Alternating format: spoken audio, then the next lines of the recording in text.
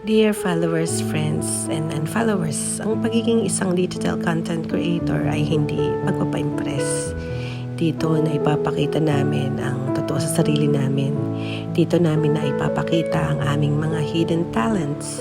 Yung kakaibang galing ba na aming napagtanto na kami ay multi-talented pala. Ika nga sa kanta ay, come what may sahod man o wala, ay masaya na din kami kasi dito kami nag-enjoy. Kaya sa mga followers, friends, and unfollowers, kapag naman dumaan sa wall ninyo ang mga content namin, pusuan man lang or mag-comment kung nagagandahan sa mga content namin. Huwag niyo po sanang gagayahin ng iba. Hindi na nga nag-like, i-unfollow ka pa. Saklap yun, di ba ga mga Lodi? Nagmamahal ang inyong kabayan, ang digital creator at ang babaeng driver.